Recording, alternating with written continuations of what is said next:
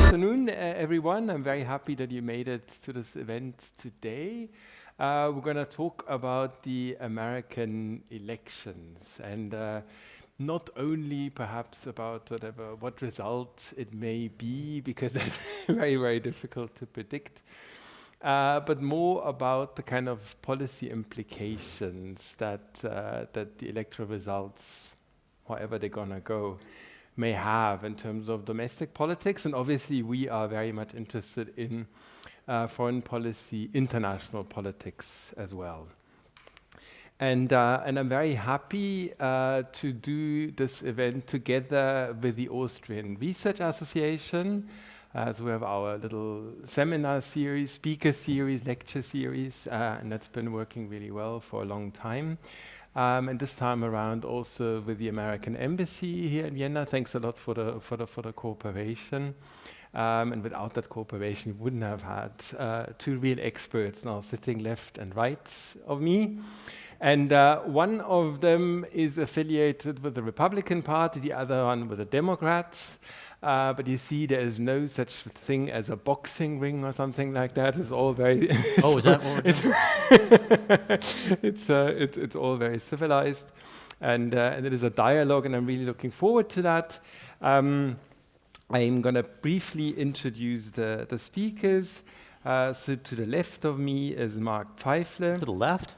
To the right of the, okay. In terms of the audience, in that way, it's actually, it works. Is the founder and president of the strategy and communications firm Off the Record Strategies. He previously served as a deputy assistant to the president and the deputy national security advisor for strategic communication and global outreach at the White House. He's a recognized leader in crisis communications, digital media, and cybersecurity, and a sought-after expert on the media, including CBS, CNN, Time, Wall Street Journal, and so on. And to my right is Jason Altmire. He served 3 terms in the US House of Representatives from 2007 to 2013. And is currently a leading public affairs consultant. Amongst other things, he is an author of books. So he wrote the book Dead Center, How Political Polarization Divided America and What We Can Do About It. And then there's something else that's quite interesting in his vita, and that probably has a lot to do with the book title. While serving at the House of Representatives, he was the delegate with the most centrist voting record in Congress, so standing somewhere in the middle. I'm gonna hand over to the speakers straight away, and giving them 2 or 3 minutes to introduce a few ideas that they have about the US elections and their repercussions for domestic and international politics. And then I'm going to hand over straight away to you. Yeah, so the emphasis is really on discussion. The 2 of you had it sorted out who wanted to start. I'm going to start this time. Okay. The congressman had to start before, so I'll... Okay. So, hi, everybody. Thanks for being here. Thanks, Markus, for moderating and bringing us together. Thanks to the U.S. Embassy. Thanks to the Diplomatic Academy and to the students and the citizens that are here with us today. Isn't democracy fun? What else would bring you on a Tuesday late afternoon into a conference hall like this but to talk about the greatness of democracy and what's going on in the United States? And I can tell you, if we had gone to the greatest Hollywood producers and directors, Scorsese, Tarantino, Spielberg, and pitched him this idea of election 2024. Here's the movie. Okay, here's what's going to happen. We're going to bring an older president in who's going to maybe not have all of his faculties together. Then we're going to send the other guy to a farm area in rural Pennsylvania, and an assassin will attempt to kill him. He's on the rooftop, and he misses and nicks his ear. He gets up, and in a Hollywood moment goes, fight, fight, fight. First debate happens. The then President Biden has a terrible performance. They kick him out, and then without any ballots whatsoever cast for the vice president, they bring her in and give her the job. I think if we would have proposed what has happened in this past year to Hollywood, they would have looked at us and said, "You're crazy. There's no way all of this would happen in just that short of time. We want to know what you all are smoking, and can you please share it with us, because we would like to try it as well." What it comes down to is, in very simple terms, is we have two candidates. One could be termed as crazy. I'll let you figure out who that might be. The other one has been termed by the other side as empty. So crazy versus empty, to put it into real stark terms. But even though one might be a bit crazy and the other one might not be fully developed at this point, 48% of Americans support each one of them in this election. I think for Republicans and for people that want to see Republican policies, in many cases, to be at the forefront, we look at somebody like Donald Trump and we say, come on, man, get it together. The discipline that you want to see from a candidate is somebody who can deliver a final case of why the policies of the right could be effective in improving the lives of Americans and being a focal point, a leadership across the world, has got to be articulated by somebody who can actually get through a convention speech in Milwaukee, Wisconsin this past summer, and the first 24 minutes of this convention speech, brilliant. He talked about the problems, he talked about solutions, he talked eloquently about what happened in that countryside campaign event in Butler. And then for the next 60 minutes, he went on a comedy routine in which he sounded like he was trying to put together a good comedy routine for the Improv to put it on Netflix soon. It just was more of a grievance and what he would give at one of his rallies somewhere across America. So it's a whole different world in politics these days, and I think Americans are trying to figure out what's going to happen. The congressman had a prediction. I don't know which prediction he's going to go with today. I can't make that because I don't know. I think this is going to change. Right now, if there were the election were today, I think Donald Trump would probably win the Electoral College by a hair. I think that Kamala Harris would win the popular vote. I think that's probably what would happen. If you look at the states that matter, such as Wisconsin and Michigan, Pennsylvania, where the congressman represented, North Carolina, Georgia, Nevada, and also Arizona. Those are the states. The other 42 states don't really matter. Unless one of the candidates has to go to Los Angeles or San Francisco or Dallas or New York City to raise money, they'll never see or hear from a presidential candidate. And that is too bad because it's a big country. So with that, I'll hand it back to, but what I want to hear is your questions as well at some point and get a real good dialogue going. Thank you, Mark. Jason, I'm going to hand over to you. Yes, thank you for having us. It's an honor to be with you. This is our second full day of events in Vienna talking about the election, and the embassy would certainly want us to point out that Mark and I speak for ourselves. We are here to offer our opinions to you. We do not speak for the embassy or for the government. So we have an interesting system in that it is possible to be elected President of the United States and not win the vote, to get less votes than your opponent and still win the presidency. And that has happened twice already in this century. President Bush's first term and President Trump's perhaps first term, maybe only term, we'll see. And I agree with Mark. I think there's a very strong possibility that could happen again because we have what certainly everyone in this room understands, the Electoral College, and we do have those 7 states, and the reason they're important is not because of any inherent characteristic of those states or where they're located or who lives there. They're important because the outcome of the vote in those states is uncertain. In the 43 other states, we know who's going to win. The Democrats are going to win some of them. The Republicans are going to win some. There are 7 states we don't know who's going to win. And the 7 that Mark listed are all toss-ups. Either candidate could win any of those 7 states. And generally speaking, if the Vice President, Kamala Harris, wins the 3 states in the northern U.S., Pennsylvania, Michigan, Wisconsin, President Trump wins the southern states, Arizona, Nevada, Georgia, North Carolina, which is what should happen. If you look at Democrats and Republicans historically and where those states lean politically, that's the way it should go in most elections. Then you have an exact tie in the Electoral College, 269 to 269. You need 270 to win. If it's a tie, it goes to the House of Representatives. And the House of Representatives would vote not by individual member, but by state. So the state of California gets 1 vote, and the state of Delaware gets 1 vote. The state of Florida gets 1, the state of Wyoming gets 1. And if you do it that way, the Republicans certainly win. There are more Republican states than there are Democratic states. Might not be the case with individual members, but with states it would be.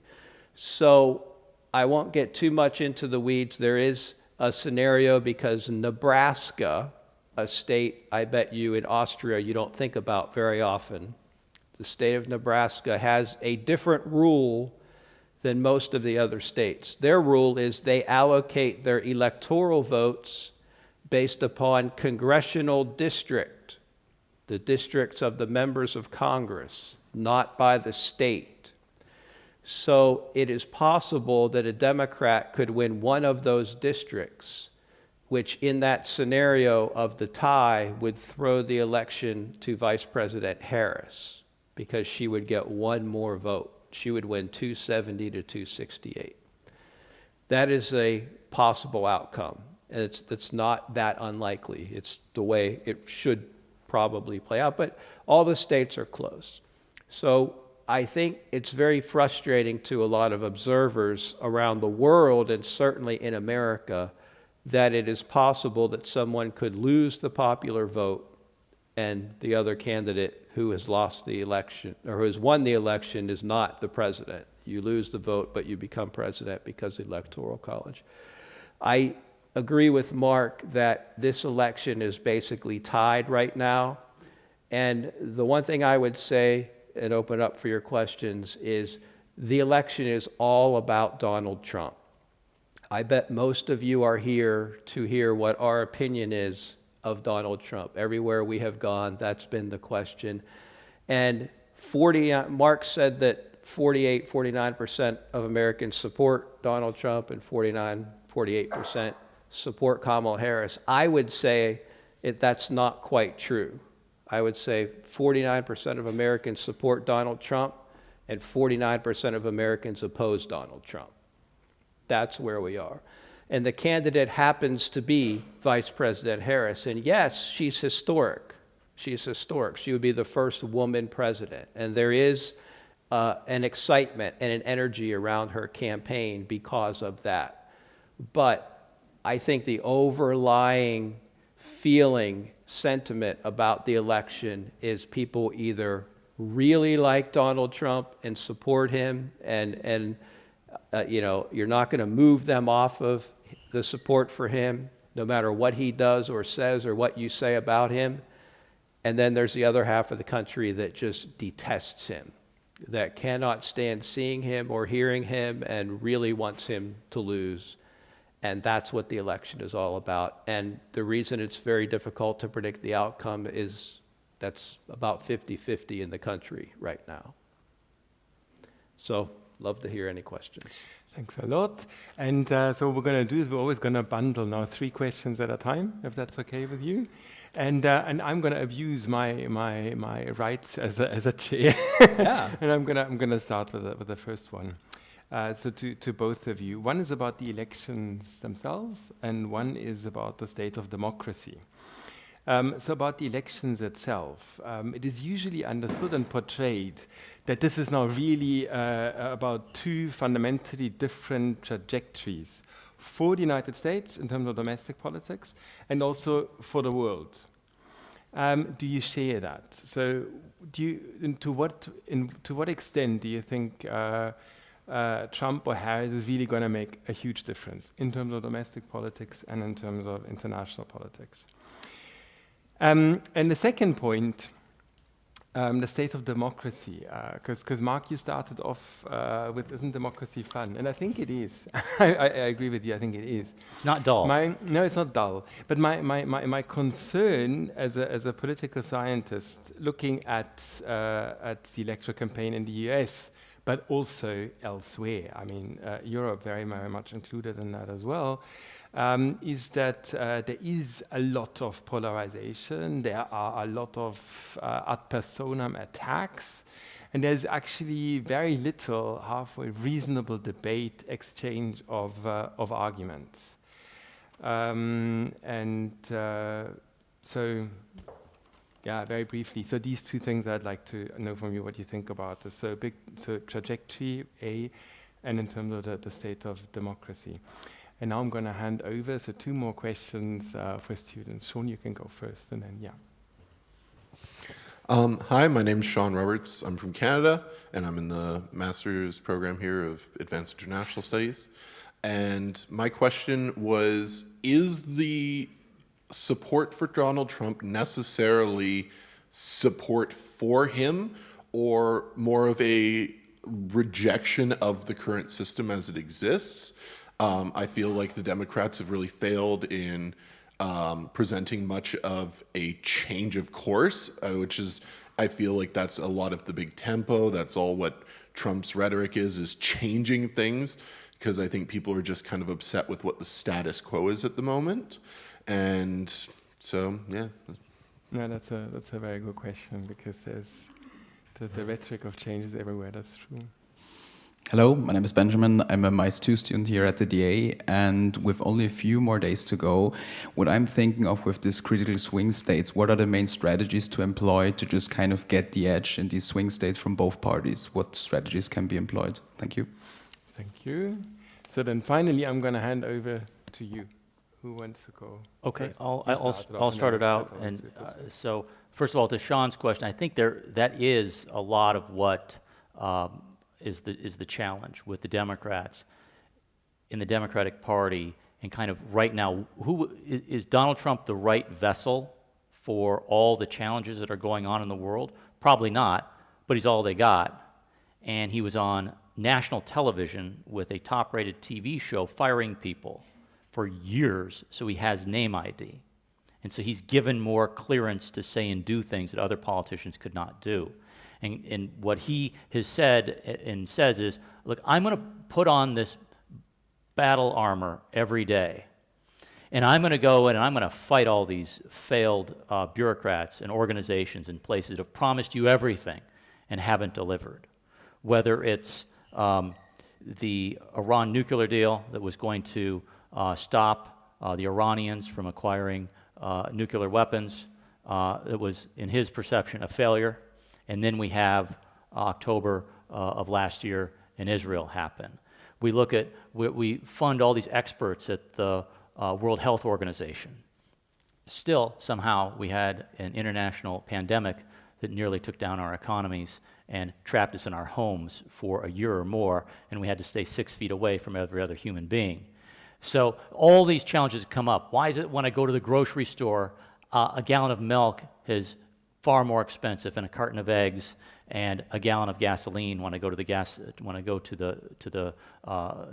station? All this challenge that goes on. Now you have a lot of people in these targeted states, such as Michigan and Wisconsin, where a lot of people are just trapped, they feel, in a society that doesn't represent them, and with all these experts that are failing at their jobs. That's what the perception is. And Donald Trump kind of takes all that passion, takes all that annoyance, takes all that anger, and he projects it upon the left, and that's what people rally behind in many cases. Thank you. I would say, sort of combining the two questions, it's a really good point about President Trump in that he does represent the idea of populism, of pushing back against the status quo, and he's become sort of this mythological character in real life, and his supporters will support him no matter what. There's nothing that can be said about him or that he can do that is going to change anyone's mind of the people that support him. So to the question of what should the two candidates be doing, and Mark has said this in every, so I'm stealing your idea, but it is true, Donald Trump needs to not say crazy things. He needs to tone, he's not going to do this, right? But this is what anyone would advise him to do, to basically stay out of it at this point, to not say the kind of ludicrous, incendiary things, offensive things that he says, to just control his demeanor. None of that is going to happen, but that would be in his best interest. For Vice President Harris, I think Democrats make a mistake because right now, the advertising and the campaign messaging and the way she speaks in public is critical of Donald Trump, very harshly critical of him as a person, of his history, of his politics. I don't see how that helps in any way because there is nobody who supports Donald Trump that is going to hear that message and say, oh, you know, right, I never thought of that. After 10 years that he's been on the stage politically, 30 years, you know, in American television and business, I never thought of that. You're right, I'm not going to vote for him anymore. That's not going to influence one vote. I don't understand the strategy of that. And to compound that, she is not as well known as really any other presidential candidate we've ever had at this point because she started so late. She's not known, and she's changed her position. So she's opened herself up for the Trump campaign defining her.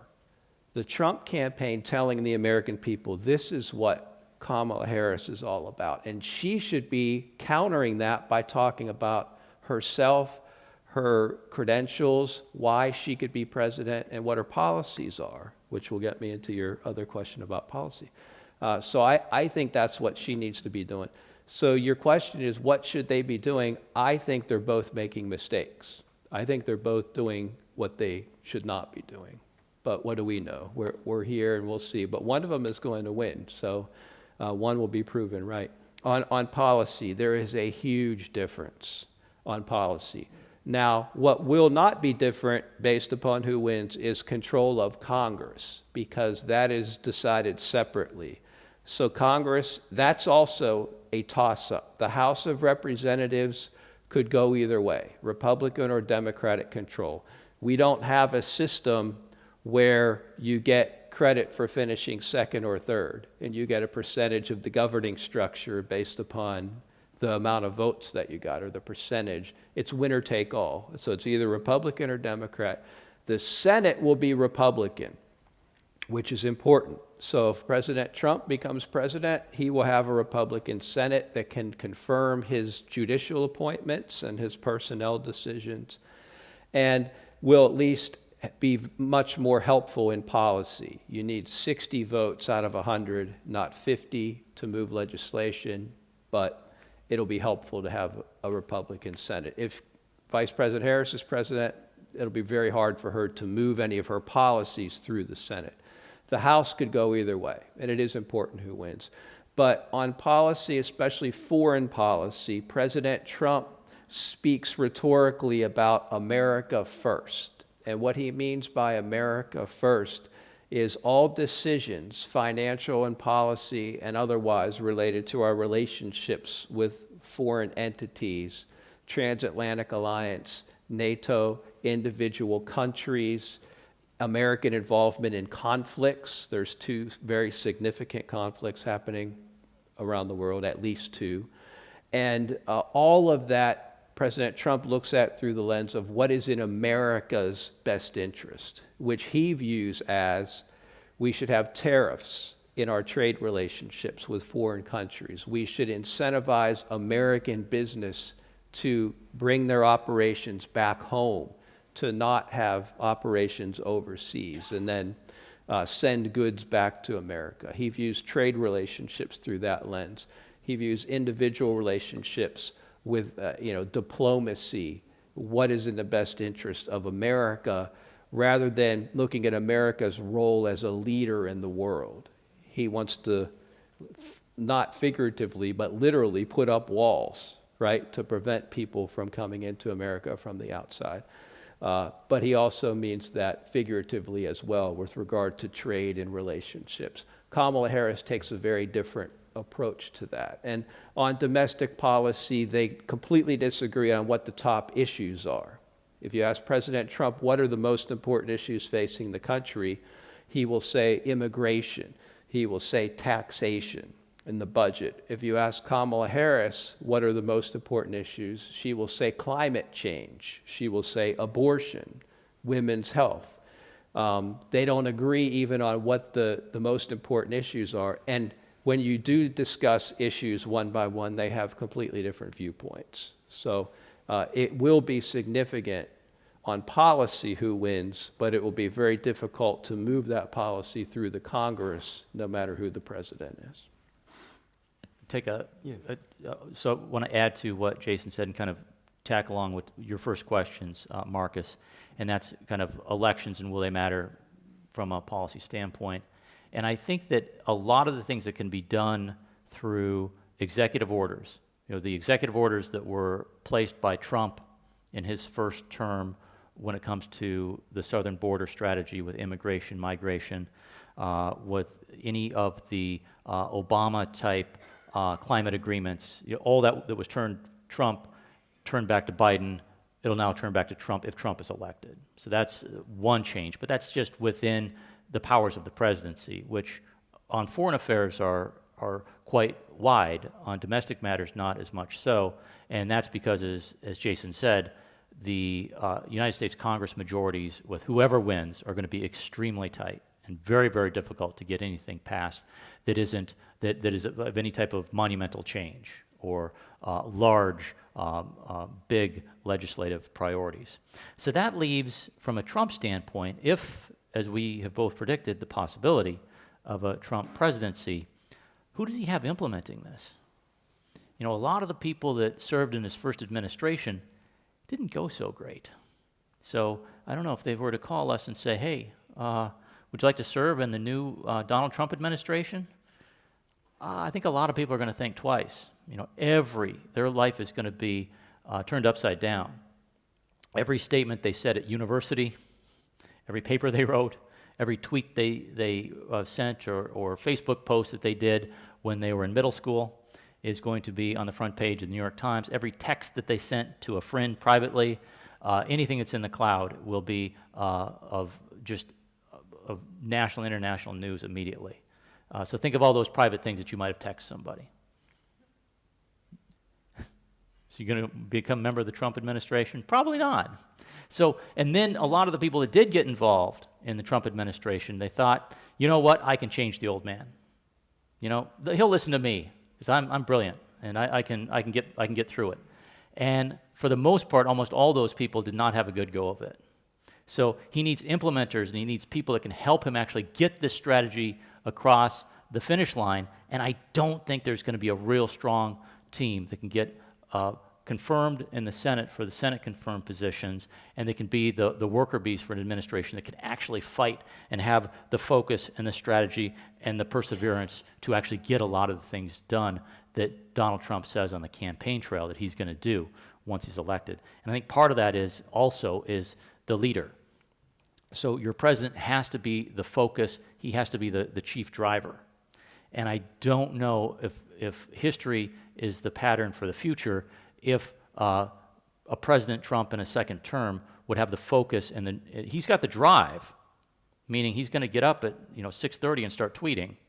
But I don't know if he has the focus to actually go, I want to get tax cuts passed by 60 members of the United States Senate overwhelmingly so that I can get the tax cuts that I want. I want the long-term border policies done that can protect the southern border, but I have to get those passed by the House of Representatives and the Senate. That's where the challenge will come up for Donald Trump.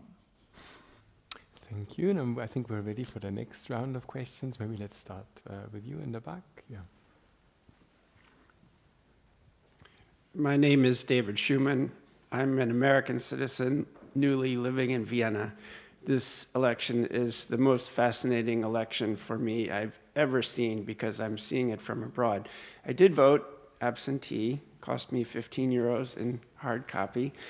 The present candidates completely aside, do you think the founders of our system, our constitutional system, would have envisioned that the election would turn on 7 states? And if so, do you think there are enough safeguards in this system to allow for an efficient, effective democracy as the founders intended? Thank you. That's an important constitutional question. Yes, Milan, just in front of me. Yeah. Good evening. I'm Victoria, second year student of the master's program here. And my question concerns more the domestic area, but also has foreign implications.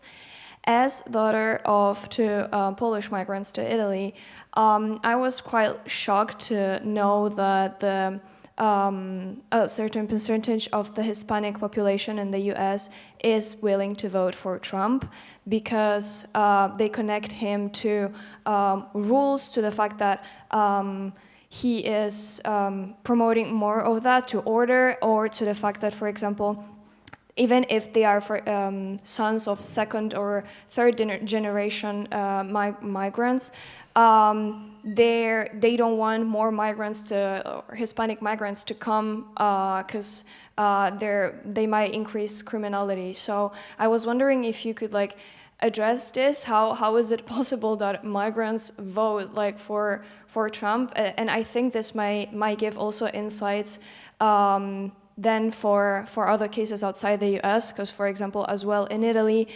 migrants, former migrants are starting to vote for right-wing parties, for example, which are against migrants. So, thank you. Thank you. And then let's go. Yeah.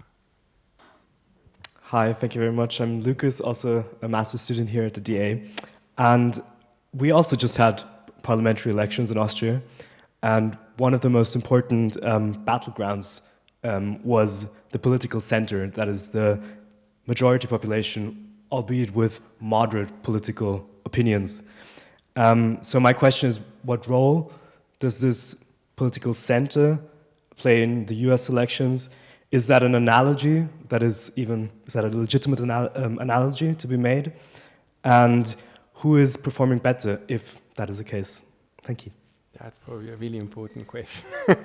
I would say, taking them in order, the founding fathers created a system with checks and balances, as you're aware. So the dynamic of Congress having the legislative role and the role of approving appointments, presidential appointments, the ability to impeach the president, which they did twice with President Trump previously, did not remove him from office, which they can also do.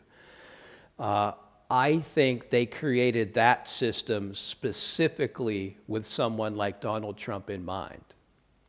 Now, your question is on the Electoral College. Would they have envisioned it that way? And as I'm sure you're aware, in our founding, we had 13 colonies. Virginia and Massachusetts were the 2 bigger ones. Pennsylvania was big. And the smaller states, colonies who became states, they didn't want them to not have any power, so the Electoral College gave the smaller states power.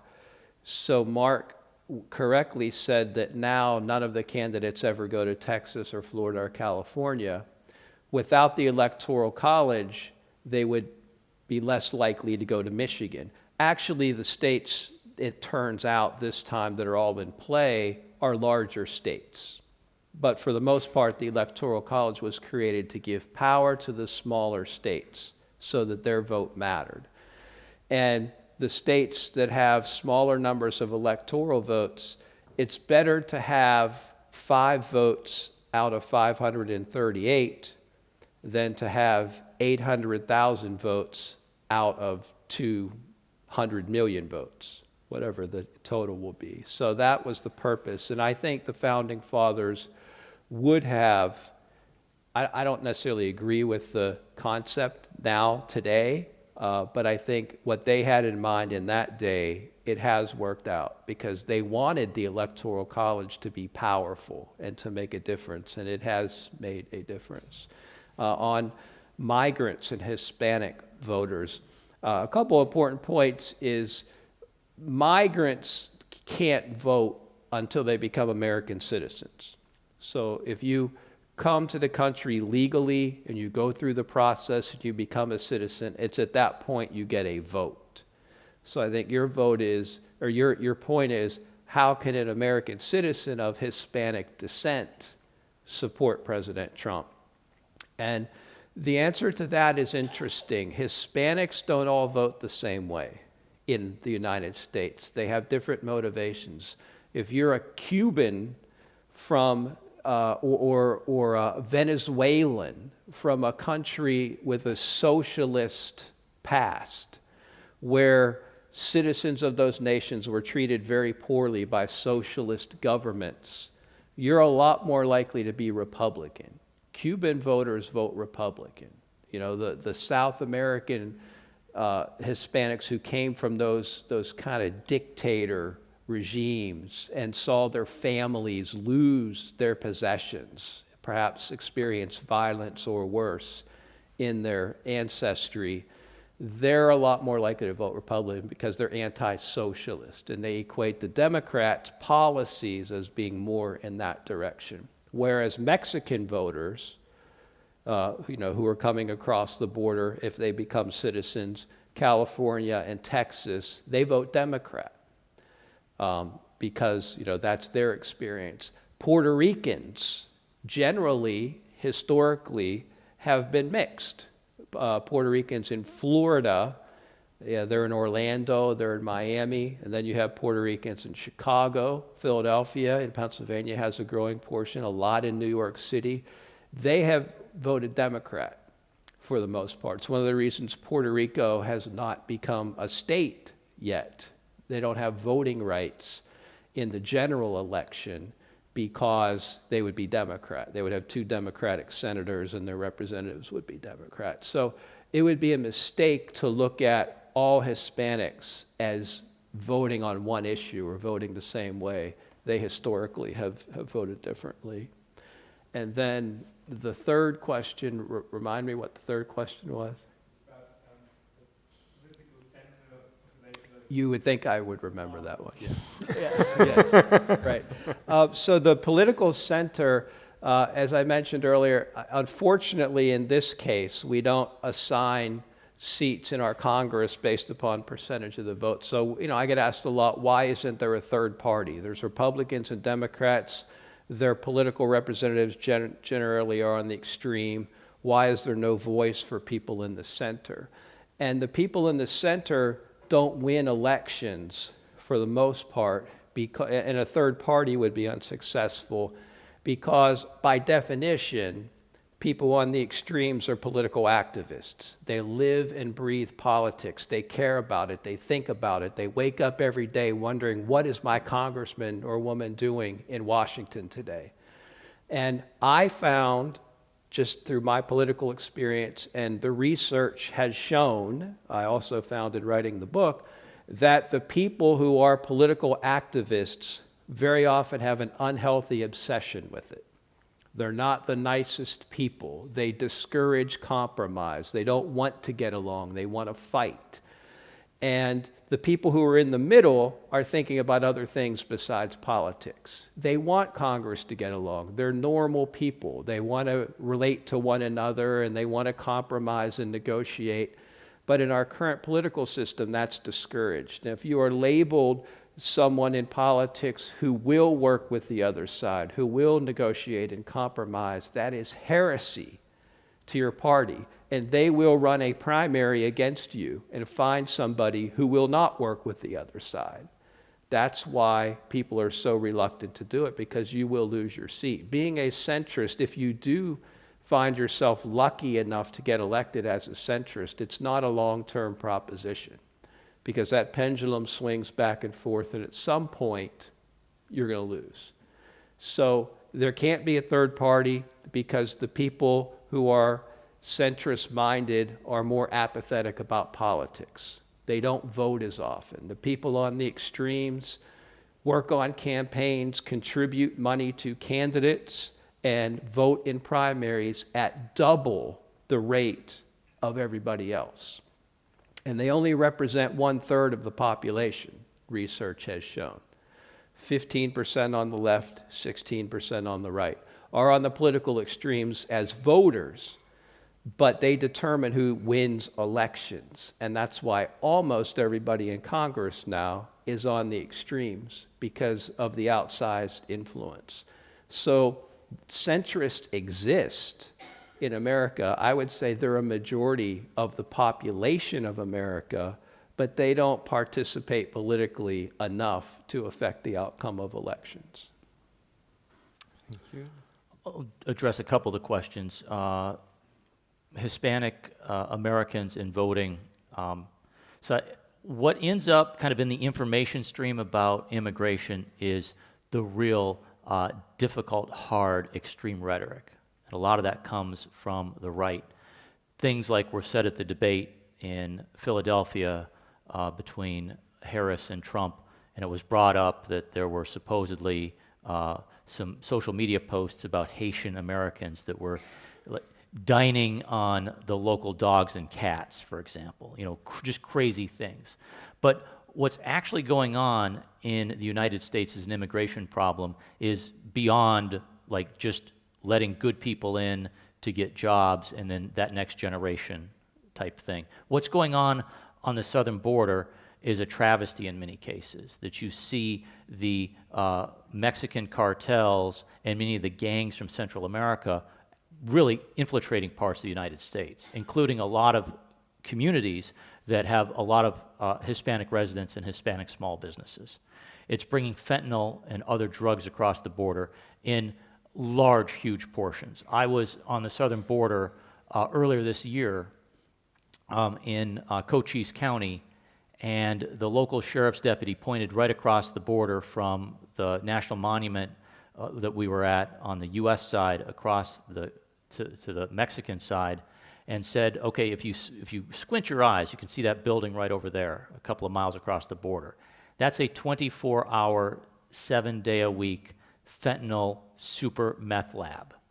It operates, and it just makes fentanyl, and it brings the fentanyl, loads it up, puts it on backpacks and other things, and takes it up across the southern border and into the interior of the United States of America.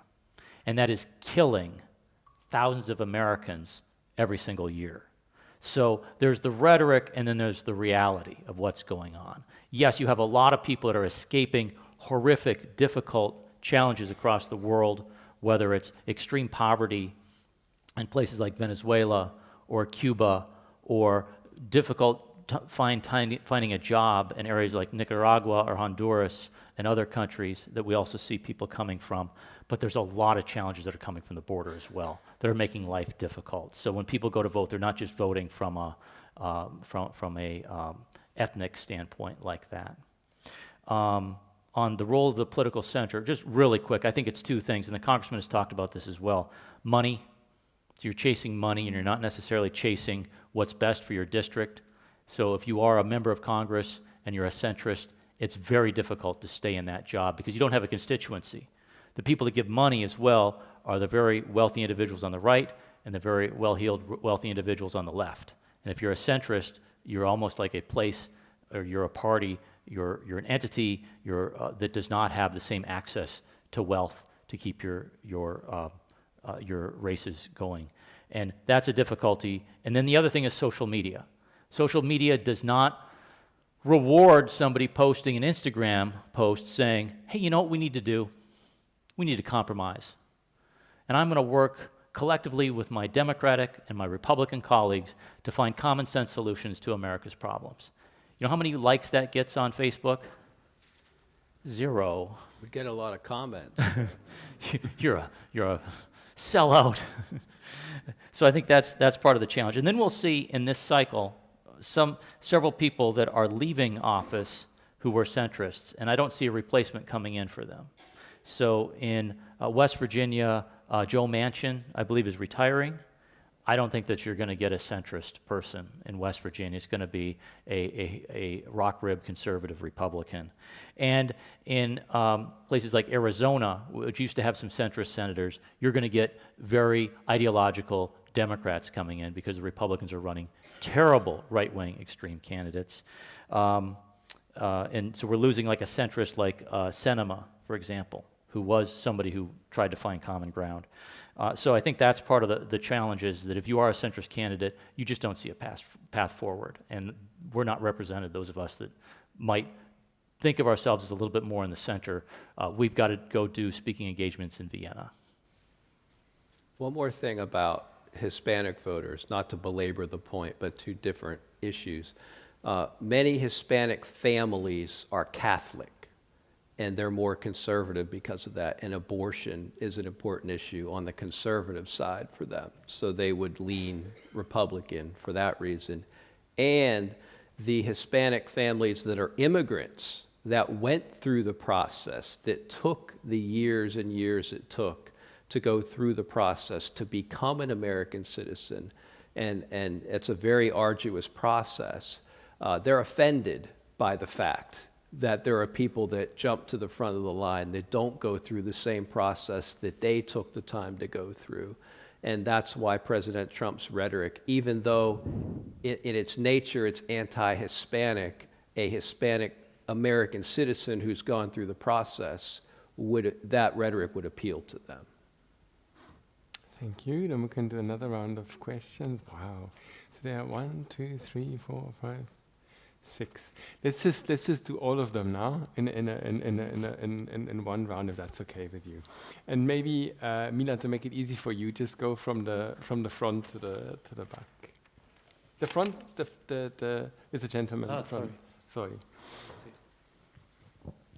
Hi, thank you so much. My name is Ali. I'm from Kuwait. And good. Thanks. So, like over there, we're watching closely what's going on between, like in the Middle East in general, and it's very concerning for us. So, and you mentioned earlier that President Trump's approach to foreign policy is like America first, with both wars going on. But I don't think his point of view of like America first is like the same when it comes to the two wars. I think there are two different policies, and I just wanted to know, like with the current administration in office, they've been trying to refrain from like going into a war, a full-on, full-scale war in the Middle East. I wonder if that approach would be continued by President Trump or not, if he reaches office. Mm-hmm. Thank you. Thank you. And then I think Veronica, you were next. Yeah.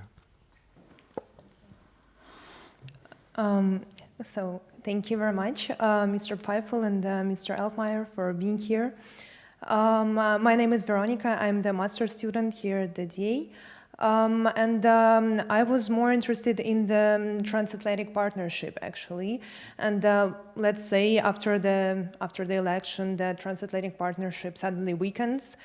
So Europe inevitably will become more independent in its foreign policy, foreign economic policy, in regard to China, for example, in regard to Taiwan issue. And like also, I think Mr. Macron also hinted on a year ago. So I was wondering if actually the future administrations foresee this kind of development, and yeah, what would be the risks? What risks do you see about it? Thank you. Thank you. And then I think it was Wallace. Sorry, Milan, I know there's a lot of walking involved, but then you don't have to go to the gym later on. First of all, thank you for today's talk about the US elections. And then my name is Wallace. I'm also a master's student here. I'm actually from Hong Kong. And my question is relating to the US elections. And because nowadays US elections coming on, and then we have read a lot of policy manifestos from Donald Trump and also Harris Kamala.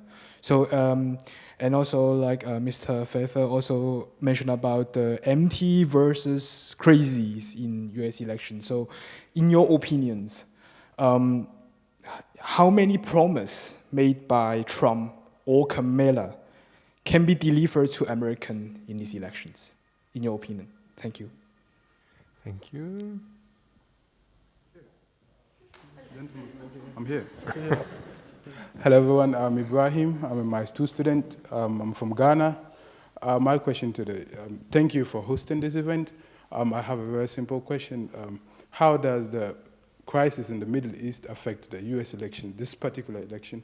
What is the stance of the Democrats against the Republicans? What are they saying? What are they going to do about it?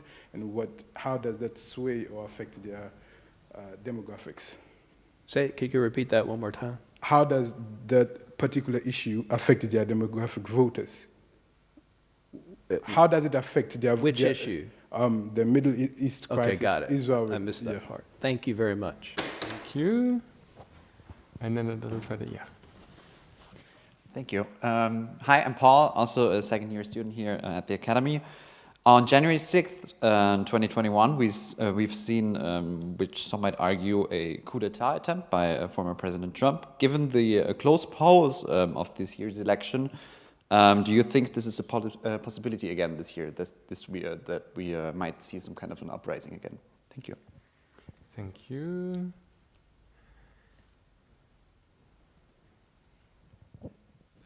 Thank you very much for both of you for coming here tonight. My name is Sergio. I'm an American citizen from Tennessee, here studying at the DA.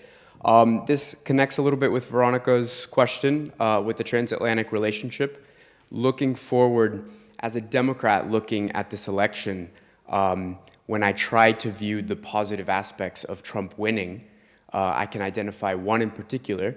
And as someone who is interested in Europe getting more serious about their own security responsibility and not relying so much on the United States, I do identify a Trump victory as being potentially the impetus, an additional impetus that the Europeans need to get serious about that particular issue. Do you think that that is necessary, a Trump victory is necessary for that, or could a potential Kamala Harris administration introduce policies, have a certain change of rhetoric where she doesn't take the Trumpian approach, but at the same time gives the same message and the Europeans receive the message clearly and take action? Thank you. Can I ask a question, not necessarily to you, Sergio, but I guess, Markus, to you? Is it the prevailing view in Europe that Europe is not doing enough right now, and that they need to do more? Yes. Okay. I would think so. I may be biased there, but or maybe I'm actually not biased in that way. But I would agree with that. I would agree with that statement. Yeah. Okay. Yeah. And there was yes. Thank you. Hello, my name is Maren Nelissen. You have said so much, so thank you for being here. It's very insightful. I have two questions. One is very brief and technical. Is there a common denominator amongst the 7 swing states that distinguishes them from the other states? And the second question is that Elon Musk announced that up until election day, he's going to give away $1 million US per day to a random registered Republican voter. How close is that to buying votes, and what is your take on that? Thank you. Then I'm gonna Milan. You also wanna ask something? Then you're the last. Thank you so much for being with us. I want to ask you something about both of them. Do you think that whoever wins, empty or crazy, we will face different approach towards Ukrainian and Russian conflict? Yeah.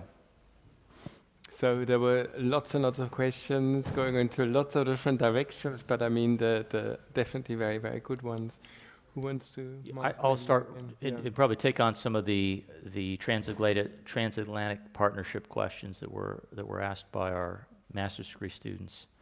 And I think that it is a real challenge in today, first of all, is to just focus on that relationship and that partnership, because there's only so much oxygen in the diplomatic and the world to focus. If you look at with what's going on in Ukraine, that's going to take a vast majority of the thought and the actions and the bureaucracies working.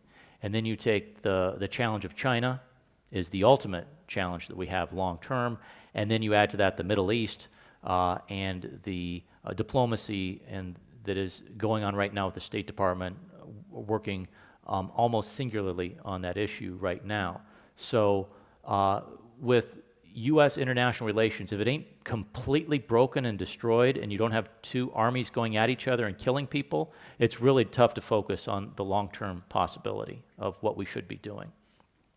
We do know in the United States that in order to get our strategic initiatives done from a diplomatic standpoint and a trade and an economic standpoint, Europe has to be a very significant partner in all of that possibility. And that means that we have to be able to walk and chew gum at the same time, to work on these issues and to continue to have very strong relations from an economic, a diplomatic, and a societal and cultural standpoint. So I think with Trump, what you'll see is he wants to deal less with, for example, countries in NATO or deal with the EU as a whole. He wants to work directly with individual leaders of European countries. He sees that as the deal maker that he wrote books about, that's where his strong point is. So there'll be less of him working with large organizations and entities and more of him working one-on-one and directing his embassies and directing his State Department and other agencies and cabinet offices to do that same type of thing. With Harris, I think with Harris, it will be a bit of a learning curve for her because she hasn't had that opportunity before. She's been working with President Biden, who has probably as much experience on the international front as any president in American history. So I think she had a good mentor to help her through that. And if given that opportunity, I think that she will have a strong team working with her from a diplomatic standpoint. I think that there's a lot of people who would be very good secretaries of defense, secretaries of state, and the sub-cabinet agencies that will, I think, work very diligently on a strong European partnership and transatlantic partnership. Real quick on the Middle East and the challenges there from a demographic. Can I add? Yep, certainly. Before you leave this subject, so one of the things, Veronica, right? One of the things you brought up was China and how they would respond.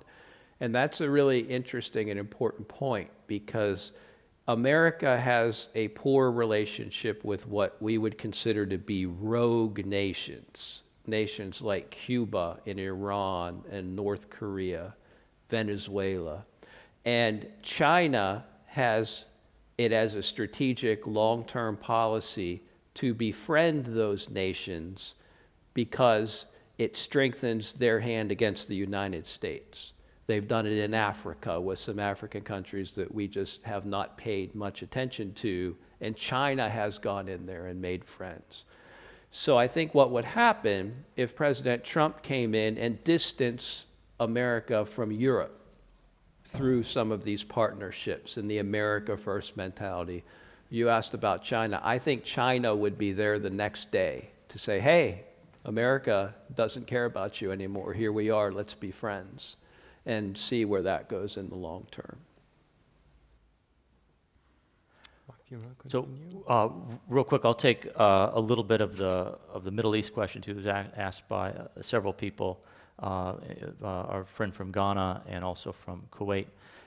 So from a demographic standpoint in the Middle East, how will that play in the United States elections? I think that Trump will probably get a slightly larger percentage of Jewish American votes. Not a great percent because I think a lot of of Jewish voters tend to vote more on social justice, more democratic. The Jewish voters that vote more specifically on how is Israel? Are we supporting Israel? But that's not 100% of the Jewish vote. That's a percentage of the Jewish vote. So I think that will make a significant, somewhat of a difference in some areas. But the Jewish voters are spread out more across areas that are not the battleground states that we talked about before. They're more Florida, New York, and other places as well. But where we have Muslim voters specifically is in areas of Michigan where there are a large population. And Michigan, as Jason has said, is one of those battleground targeted states that a lot of significance is going to be put on. It just so happens that the number one surrogate in the Democratic Party is Barack Obama, and today he is in Detroit, Michigan. And when you see the number one surrogate in the Democratic Party in a state that should be Democratic, that wins usually by 6 to 12 points for the Democratic Party, that's a tough sign for Vice President Harris right now. And that's because I think a lot of those voters will vote specifically because they see that Biden and Harris are not doing enough to bring a ceasefire in their views. And that for some reason they think that, not that Trump is going to immediately call Netanyahu and say, stop it, Benny, right now, but that he's just not in charge right now. And that maybe Trump will, as the deal maker, try and get something done in the first part of his administration. So I think that's, and then they see Trump in some ways as trying to find some significant long-term peace in the Middle East with partnering with several Middle East countries with the Abraham Accords and places, working with Saudi Arabia, working with Morocco, working with a lot of those countries to find some medium or long-term security and moving towards some version of a two-state solution that I think a lot of people want.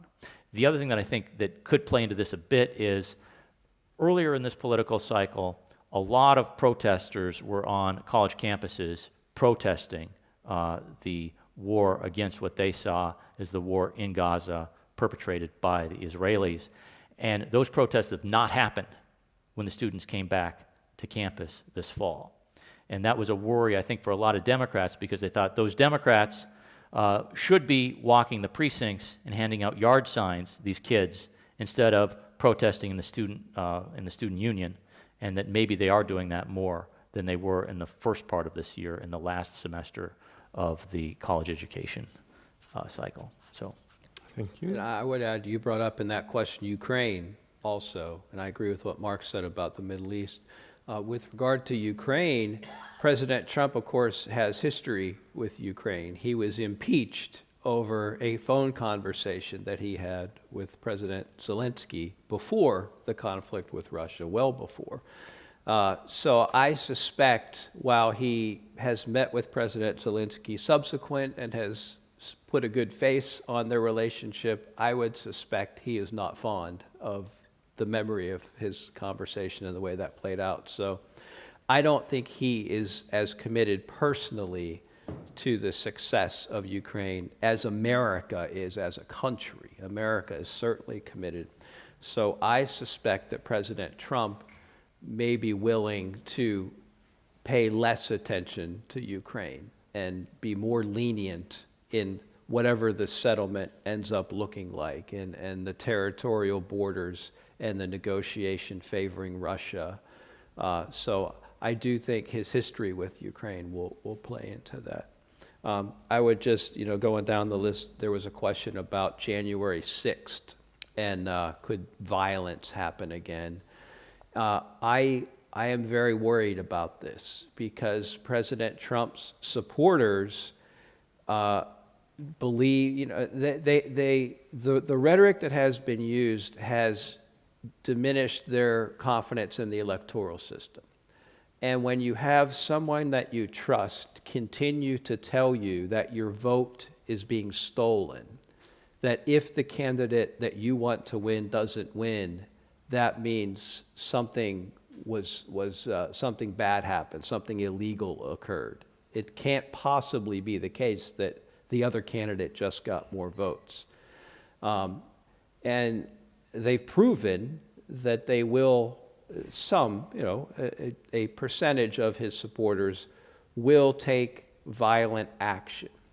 So if he were to lose, especially if he lost a close race, I mentioned the one possible scenario of a close race. Another is Pennsylvania does not start counting their mail-in ballots until the polls close on election night, which means it would take 3 or 4 days to count all of them. And mail-in ballots generally are cast by Democrats. They're just more comfortable with it. And this, in part, is President Trump's own fault, because he spoke about mail-in ballots in 2020 in a way that discouraged his supporters from utilizing mail-in ballots. So they're skeptical of them. Democrats aren't. Democrats will vote by mail. So a very likely scenario is President Trump will appear to be leading in Pennsylvania on election night. So if the whole election comes down to who wins Pennsylvania, which could very well happen, on election night, President Trump is leading. His supporters will be very excited and jubilant. And then they start counting the hundreds of thousands of mail-in ballots. And the election's 2 weeks from today, Tuesday. And then on Wednesday, Harris gets a little closer. And then on Thursday, she gets a little closer. And then on Friday, she overtakes President Trump. And on Saturday, she's declared the winner of Pennsylvania and the presidency. I don't think President Trump's supporters would handle that situation very well.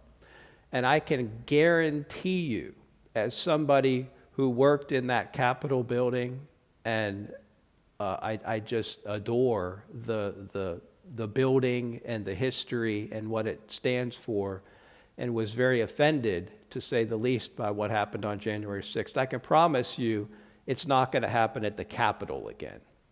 They're going to be ready, right? So when January 6th comes around 2025, the Capitol will be fortified, there will be fencing, there will be the National Guard, the police will be ready in a way that they weren't before.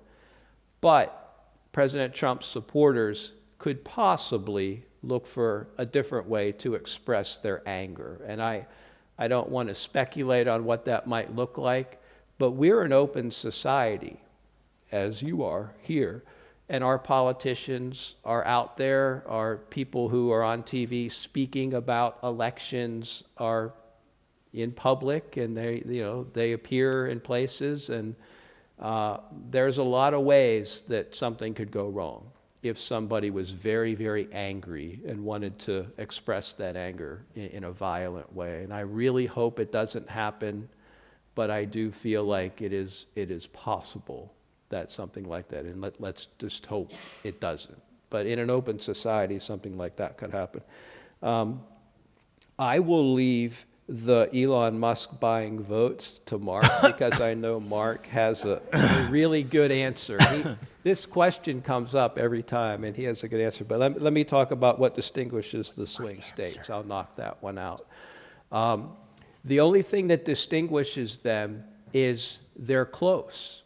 They're equally divided between Republicans and Democrats. And in America, we have segregated ourselves based on politics. There was a book written about this, the fact that people move to places where they're comfortable with their surroundings politically. And a big problem with, you talked about centrism before, is people don't like to be around people that they disagree with. They don't want their kids to marry somebody from the other party. They don't want to go to church or a sporting event and encounter somebody who has different political beliefs. And it's awful for the country, but we segregate ourselves based upon that. So that's why most of the states, you know what their politics are. And the unique thing about Michigan, Pennsylvania, and Wisconsin is they have lost population. People have moved out of those states. And the people who have moved out are people that are looking to segregate themselves politically, like I talked about. So you're left with people who, by definition, have been there for a long time. They have family histories, their politics differ, and that's why they're equal. Those southern states are the places where people are moving to. And Georgia and North Carolina used to be heavily Republican states in recent history. And they have changed, and they're basically toss-ups now because of those people who moved from Pennsylvania and Wisconsin and Michigan. Now they live in Georgia and North Carolina. And Arizona and Nevada, kind of the same situation with the Sun Belt. So the only thing that distinguishes them is that their politics are equal right now, whereas most states, it's the same. Jason, thank you for answering the Elon Musk question for me. I appreciate that. But I wanted to get to the question from our friend from Hong Kong who asked, no, I'm not avoiding that, who asked the question about promises, and will either of these two candidates be able to actually accomplish what they've promised on the campaign trail? I grew up in a time in politics where we usually paid attention to what did we say on the campaign trail. And when we were making policy after a victory or when our opponents were, we knew that they were pretty consistent. You know, we would go back when I worked for the Bush administration for their first campaign and their second campaign. But their first campaign, it was, okay, let's go back into the history books and say, what did we say on the campaign trail? What did we say at our rallies? Because I want to say and be consistent on it pretty vigorously. And I don't see that anymore. I saw that happen in the Clinton administration, the Bush administration, the Obama administration. It kind of ended after that, sadly. And it just became rhetoric and, oh, just a politician talking. So I think there's some things that can be done that are talked about right now. For example, both candidates have said that they want to eliminate the tax on tipping that is primarily given to hospitality workers and other people. It's kind of a campaign promise to the middle and the lower class employees and voters. That's something they could fairly easily do. I can't see Congress, I don't know, we've got an actual congressman here, I can't see congressmen and women bringing up too much of an issue with something like that. But if you do have something like the other extremes of it, which is where former President Trump wants to give more tax cuts across the board, especially to wealthier Americans, I can see a lot of Democrats in Congress saying, no way. And at the same time, you have Ms. Harris saying that she wants to tax a percentage of people's wealth, not a percentage of money that they have in their bank account or of profits that they've realized, but a percentage of the money that they're worth on paper. That, I think, is not going anywhere either. I think that there's a lot of Republican and Democrat large dollar donors that would say, hey, remember that money I gave you? Let's throw that one aside. I do think that you'll see with Trump the possibility of more federal land and waters opened up for oil and natural gas drilling. I think that's a campaign promise that he's made, and I think that there will be other things that could be ratified as well, but it all needs Congress's help, so I think a lot of it will end up on the cutting room floor. You don't want to talk about Musk? So look, I have an X account. You could please follow me at my last name, Pfeifle, and also Mr. Altmire's, what is your X account, sir? Oh, at Jason Altmire. At Jason Altmire. So X, real quick. I haven't read up a lot on it. It was just brought up last night. I pled ignorance on it. I think that there's a lot of narcissistic geniuses out there, thank goodness, because they do a lot of creative, wonderful things to the phones that we have in our pockets and whatnot. I think there's one person that bought X so that he could get a lot of attention. I don't follow Elon Musk on Twitter, but he's in every every Twitter X feed that I look on. He imports himself into my feed whether I want him or not. And I think he might have a bit of the silly season politics going on right now, and I hope he has some good campaign lawyers because it does sound pretty messy. There will be a court challenge to what he's doing. The courts will decide if it's illegal, but it certainly looks like it's buying votes, for sure. He's calling people up on stage who have registered Republican and randomly giving people $1 million on the spot because they've registered. So that seems like buying votes. The only question I think that came up that we haven't yet talked about was Sergio's question about is it necessary for Trump to win to get Europe to do more for themselves? And I would say Trump winning does not guarantee that that happens, if in fact that is the case, which Markus agrees that it is. But certainly President Trump winning would move in that direction. Now, the problem with that is he's term limited. He can serve 4 years. So a foreign leader, a European leader, could look at that and say, I can wait this out, right? This guy's going to insult me for 4 years, but then he rides off into the sunset. So I think he will put pressure in a way that no other president or candidate would, but I don't think it guarantees that he's going to get the outcome that he's looking for. And I think European countries and leaders have got to focus internally as well. What are we doing as democracies to make sure that we are delivering to our constituencies? And when you do see radical components, whether it's from the extreme left or the extreme right, in your populations that are gaining electoral strength, let's make sure that those of us that might represent more of the Senate, of the center, are doing everything we can to make sure that we can stay in power. And that's by actually delivering to the constituency and making their lives better and easier. We've got populations that are in the US as well, but specifically in many European countries that are aging. We're going to have more retirees than we're going to have workers in a very extreme, in places like Greece and Italy and France and Germany. It's going to hit them very hard in the next generation. And so from a financial standpoint, from a budgeting standpoint, from a retirement standpoint, we've got to deal with those things, or we're going to have a lot of insecurity going on. On that note, I mean, thanks a lot for a very, very engaging discussion. I think that does deserve a round of applause.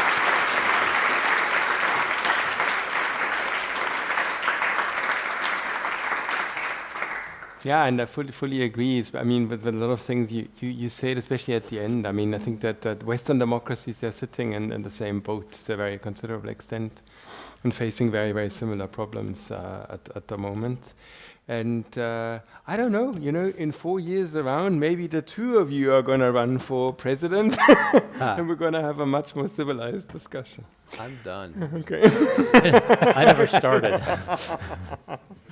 Thanks a lot. Thank you. Thank you, Markus. Thank you.